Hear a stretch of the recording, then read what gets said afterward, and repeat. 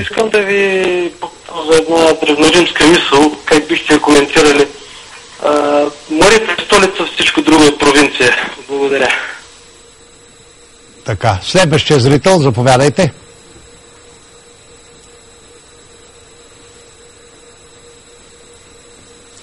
Добре. Слушам ви, заповядайте. Искам да обсъдим въпроса за вашия гъс. Да. И на този гласа му много изтънем нещо. Понеже знаят, че не ги обичам и не ги уважавам, обратните нещо, двама-трима души се обаждат вече, трябва да ви кажа, че по този начин няма да ме променят отношението. Особено това, че искат да се женят, нали, и да осиновяват деца и че искат да влизат в властта. Ако още един-двама души се обадят, още по-голяма ще е атаката срещу тази вредна общност. Не смятам, че трябва да водим борба с каквито и да е представители на населението. Всички имат право да живеят, но когато някои прослойки са толкова брутални и толкова жадни да се разпореждат и едва ли не да взимат връх в България, имат много здраве от мене и от арменския поп. Слушам следващия зрител, заповядайте. Педерас. Да. Тая също, тя е пак обратна, само че не е педераса, а е лесбийка. Следващия зрител. Ало? Слушам ви, заповядайте. Но вие сте... Да, следващия зрител. Разбрах веднага, че сте педерас. Веднага, за нула време. Почнахте ли да влачите така, нали, както жените влачат, като говорят понякога, веднага ви надушвам от 1000 километра. Да. Ще има битка с вас. Следващия зрител. Заповядайте. Слушам ви, заповядайте. Професоре, добър вечер. Здравейте. Слушайте, професоре. Да. Обратните млади хора и всички, които ви плюят, да се ги сложите на оная работа. Желая ви здраве само. Така, благодаря. Добре ги поставихте за нула време на мястото им. Следващия зрител, заповядайте. Понеже остро разкритикувах тая истерична и обратна част от юношеското поколение, бързат да се намесят. Ах, какво ви чака и в следващите предавания. Мислете му. Следващия зрител. Ало, добър вечер. Слушам ви, здравейте. Здравейте. И бълстата. Следващия зрител.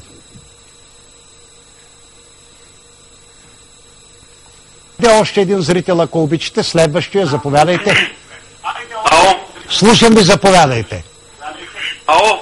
Слушам ви. Ало? Следващия зрител, ако обичате. И той май е на тая дължина на вълната. И той така много нежно кърши гласче. Следващия зрител. Ами днеска им е празник, затова са толкова активни. Зрителя, здравейте, затова така са превъзбудени и преистерични. Заповядайте. Здравейте, госпожице, заповядайте с този хубав, приятен глас. Да, много ви благодаря. Аз отдавна следя вашето предаване и много харесате. Интересно си ми е да ви видя, можете ли да се изправите? Моля? Да станете прав. Да, защо е нужно това? Ами, за да видим така... Сега, госпожице, толкова... Следващия, заповядайте, слушам ви. Ало? Слушам ви. Има ли един поръчка да ви мангалите? Следващия зрител, ако обичате. Много банално стана това вече. Голям си... Следващия зрител. Ало?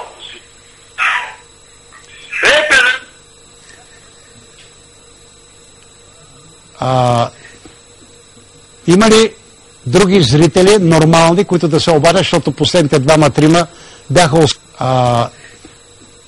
Има ли други зрители, нормални, които да се обадят, защото последните двама-трима бяха освен мъртво пияни, така и много пошторели? Да, искам да се обадя. Следващия зрител не може да се обади, защото ти познавам по гласа кой е номер на панелката ти. Следващия зрител, ако обичате.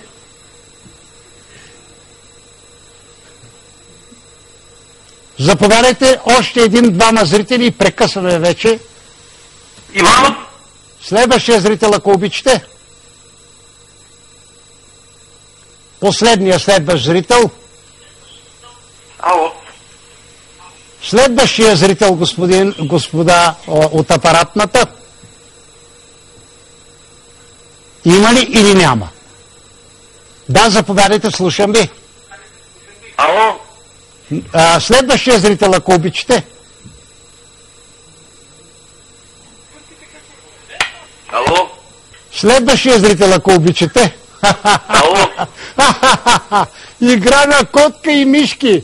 Ама вие ще кажете кой е котарака и кои са мишките. Тие 3, 4, 5, 6 човека, които се обадиха напоследък. Това беше всичко с зрителската 6 човека, които се обадиха напоследък. Това беше всичко с зрителската аудитория, драги ми зрители. От тук нататък една не много дълга рекламна пауза и след нея веднага 1 час с чудесната българска певица Мери Танева, която ще ви предложи пъстър, прекрасно ухаеш букет от английски и американски мелодии, които се изпълняват от световно известни звезди, като Франк Синатра и като Даян Вашингтон.